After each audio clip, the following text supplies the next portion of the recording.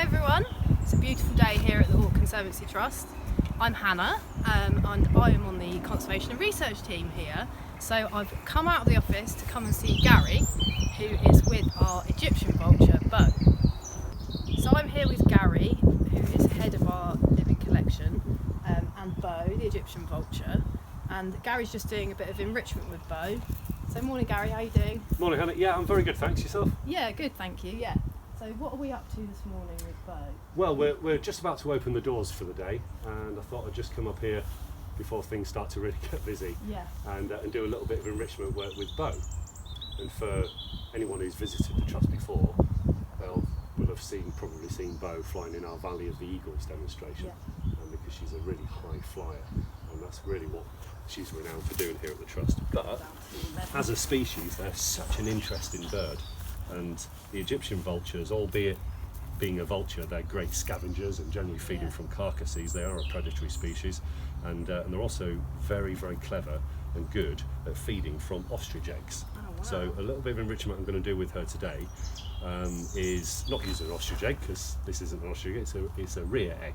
So it's an old rear egg that we just had in a display, and it's seen better days. It's got a hole in the bottom, but it's the perfect opportunity for me to see if we can encourage Bo to show some natural behaviour. Now in the wild, wherever their range crosses over ostrich or any large ground nesting birds, these vultures will come across an egg like this. I'm not sure how well this will work, she'll probably move it around. She knows what's going on. Well, she knows exactly what's going on, and I'm going to try and stop her from turning it over, because she'll get straight into the broken egg and get the food that's in there. So in order for her to get into the yolk that's inside this egg in the wild, if it was an ostrich egg, she wouldn't be able to break it with her beak or feet, just not powerful enough. So this species are one of the few that will use tools in order to get into an egg. So I've got a couple of stones there, a couple of rocks, and what she's got to do is pick up the rock and try and get through the egg with it. Now, she hasn't done this for a while actually, so it'll be quite interesting to see what she does. And whatever happens, it's just something to keep her busy, a little bit extra enrichment, and she gets a little food reward as she's doing it. But you'll see she'll try to have a go at that with her beak. She can't get through it. Yeah. You imagine an ostrich egg, Even bigger. half again, maybe twice the size really, isn't it? Yeah. And much thicker shell. She'll try and stamp on it, she'll do all sorts to it. Probably clever enough to try and get to the hole that she's seen already. Yeah. If I can keep that buried, that would be quite handy. And then if she learns, she'll work this out, she learns to pick up those rocks and pebbles, then what they've learned to do is to lift them up and like throw them at the egg, and hopefully we'll see this happen, and then crack the egg, and then they can get into whatever inside. So it's really quite fascinating, and albeit they're designed for this scavenging lifestyle like many vultures, I think it's quite incredible when you can see that vultures are very, very complex, aren't they? And there are some species that will catch live prey, being a bird of prey, and even better when they can use tools as a method of finding food. Now, as I mentioned earlier, a lot of people will remember Bo from her high flying, and she's 5 years old now actually, and I've worked with her from the very start. She was only a chick, a few months old, when I started to work with her. You've got quite a bond with her. Is she one of your favourite birds? Are you allowed to say she's your Yeah, I know we shouldn't really our favourite, should we? But I have to say, she is probably one of my favourites. I don't think I've got a favourite, but there's probably about 5 or 6 birds here for very different reasons. Sometimes the way they fly, or the connection that we've got with the birds that are my favourites. She really is fascinating, a fascinating species. Now, obviously these birds, as I say, they've got a very large range, and I think this gives them that amazing flying capabilities, doesn't it, really, particularly as they're migratory. And you'll find these birds all across different parts of the world and right into Asia as well. So it crosses over with a species that we work with through conservation research, which is obviously something that you're really involved with. I mean, Bo's a great ambassador for our work in Asia. So at the moment we've got a couple of different projects in Pakistan where we work mostly with Asian white-backed vultures. But one of our main aims there is the vulture safe zones, which, as you know, pretty much do what they say on the tin. So they make an area safe for vultures, for those critically endangered species and endangered species like Egyptian vultures. Something that is really exciting for this year is we are hoping to expand to develop a new vulture safe zone in northern Pakistan, because we think that there are we know that there are Egyptian vultures there, and we think they might be breeding there. as well as long-billed vultures as well. So yeah, that's some really interesting work we've got going on. It's great to have an Egyptian vulture here to give us an opportunity to talk about that conservation and research work that we're doing. A bit later on today I'll be flying her in the Valley of the Eagles Yeah, display. I tend to let her go about 10-15 minutes before the display actually starts. So people can see her as they come in. That's it, yeah, it's lovely as everyone's grabbing their seats, they're looking up and probably thinking it's a gull to start with, Yeah, with the white coloration. And then oh, no, that's not.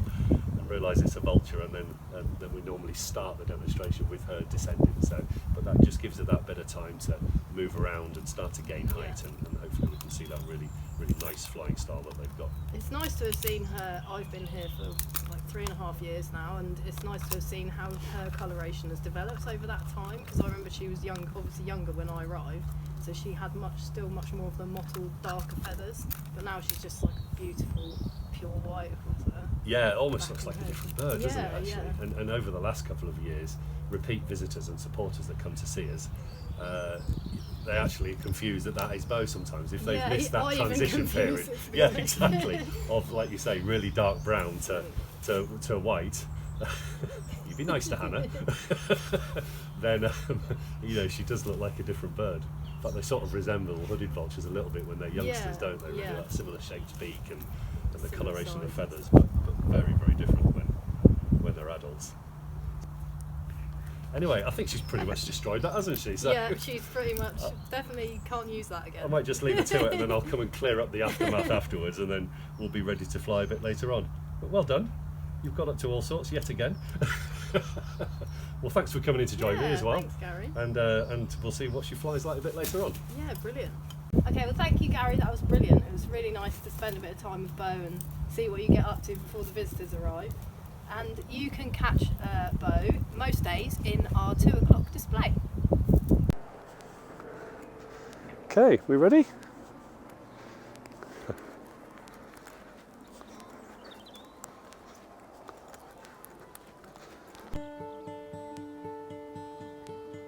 Lift is strong today, really good.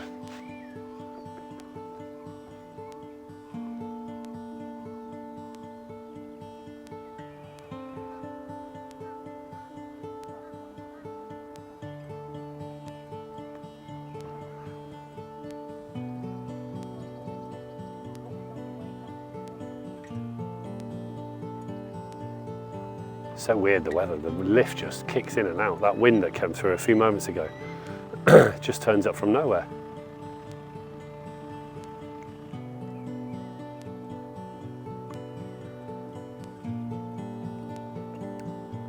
Really what I wanted to do now is to pull out of that thermal, which she's done, and then hit another thermal further along there, so she'll lose a little bit of height now.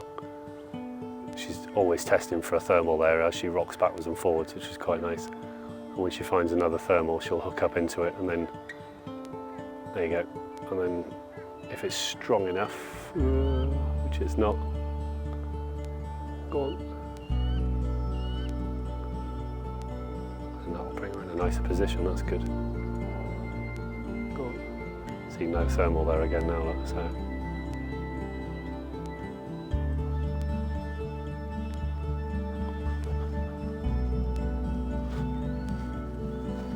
Gal, well done.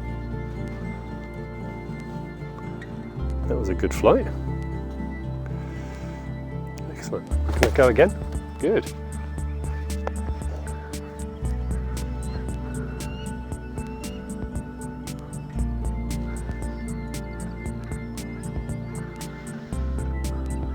Strangely enough, quite often the second flight that she ever does, once she's gone off for a soar around, she's in a good position, I call her in, her second flight is always much more purposeful.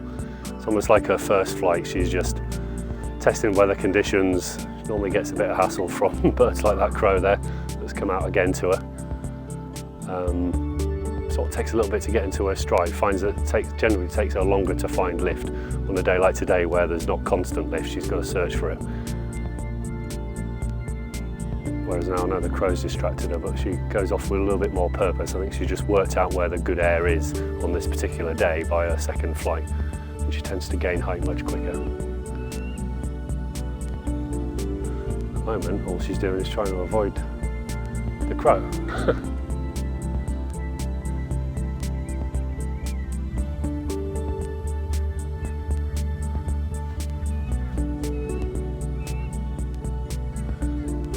problem she's got is the best lift is over that bank of trees today, where the crow is protecting. Look at that though, amazing.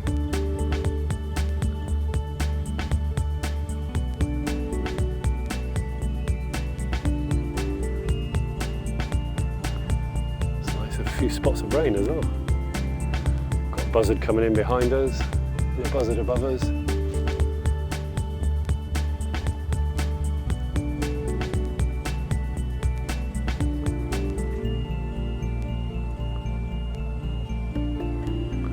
Okay, keep your eyes on her, see if we can get to come in.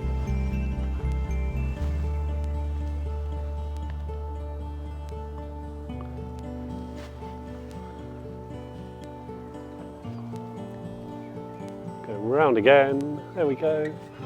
Well done, my love, fantastic.